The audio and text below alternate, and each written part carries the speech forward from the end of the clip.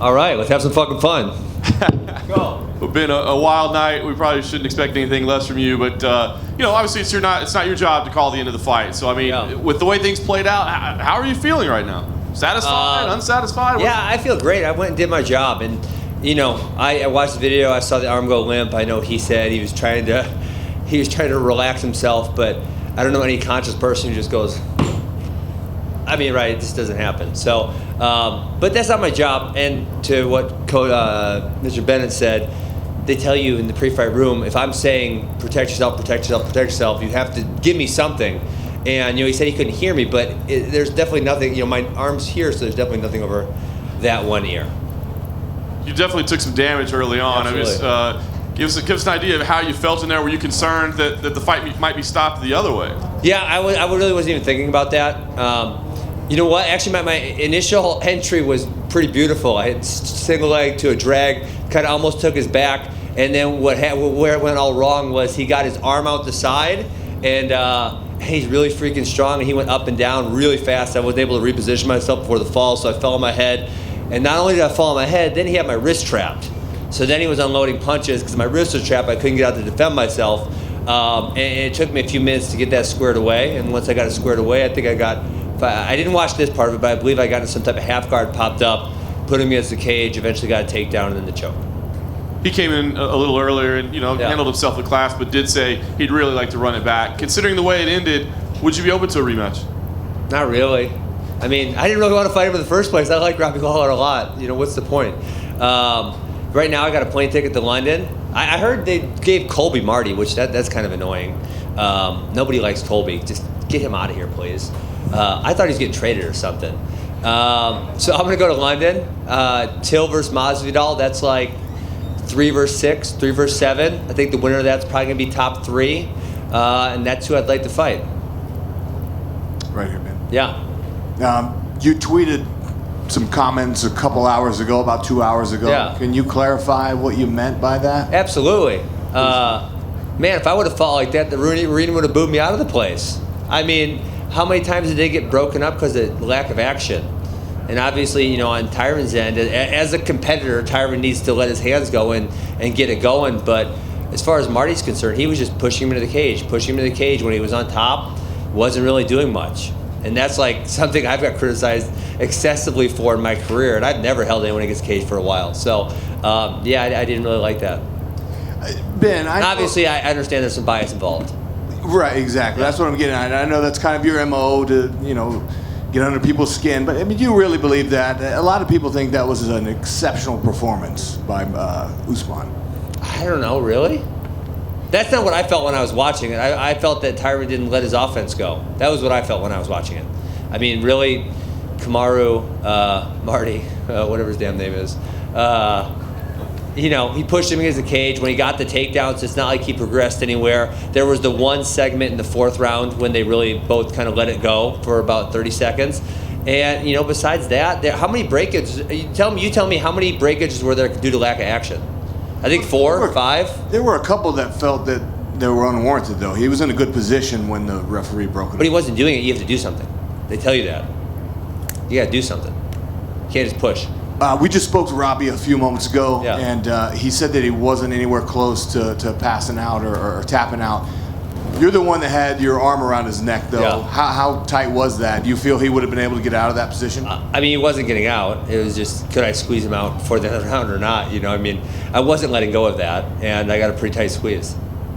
Thanks. Yep. Ben, after everything that was going on, how does this win rank among all your wins you've had, given how long it took you to get here and all the shit that was talked over the years? It feels good. Feels really good. But yeah, I keep saying this. Every fighter is only as good as their last performance, right? You have a great performance, everyone thinks you're the champ. You look like shit, everyone tells you suck. And that's, so it's about stringing a lot of good ones together. The quality, I guess, that I don't like to showcase in this sport, but I had to tonight, was just toughness. Right? A lot of people, when they get slammed and punched hard by Robbie Lawler, they say, I'm fucking out of here.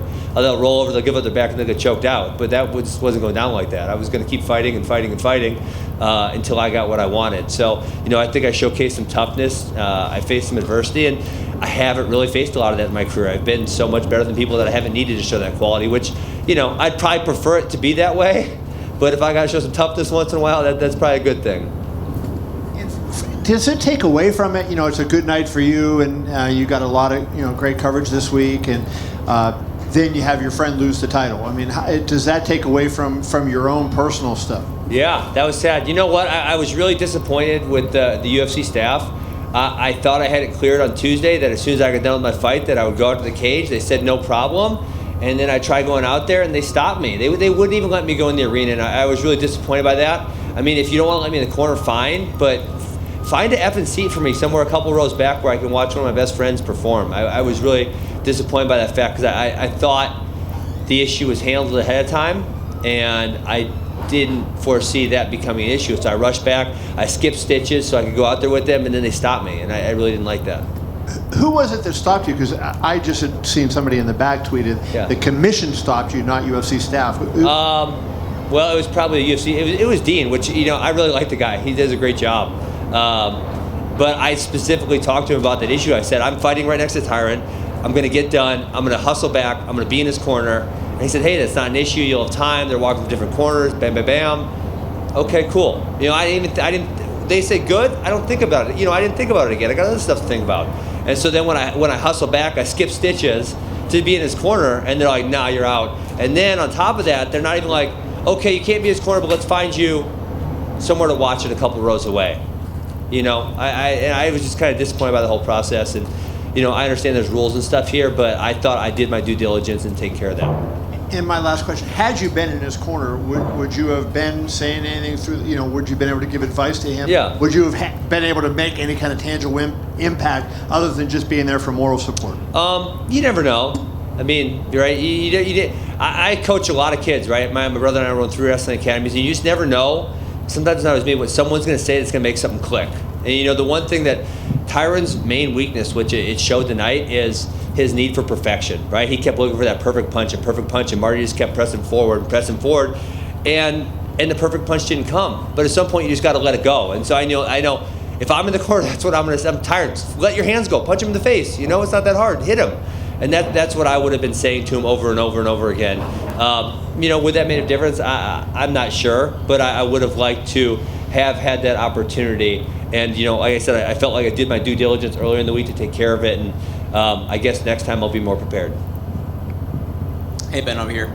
Yeah, what's up? Dana said backstage just now that he wants the rematch with Robbie right away. Yeah. Any reaction to that? I pass. Yeah. I mean, if that's the only thing they offer, is that? I guess we'll have that discussion. Like I said, I'd like to fight the winner of Till Masvidal. I think that makes a whole lot of sense as far as the division is concerned. And like I said, I didn't really want to fight Robbie in the first place. I didn't like that matchup, and so I told them yes the first time without a hesitation. First time they proposed it, I said, okay, let's go. Did that.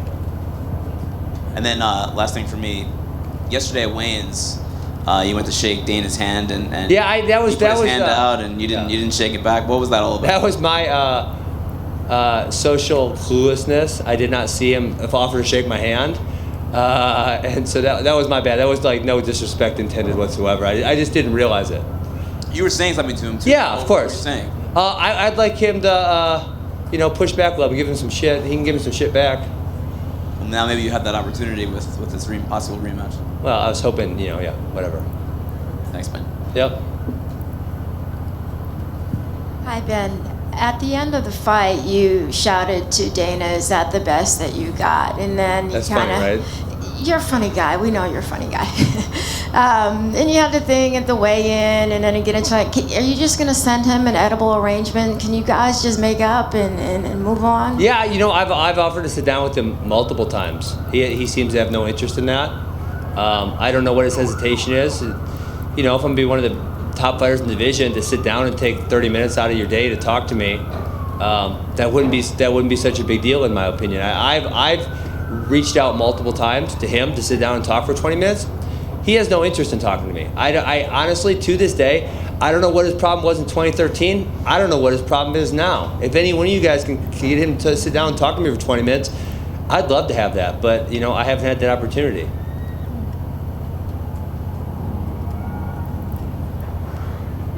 Anybody else? All right. Thanks, guys.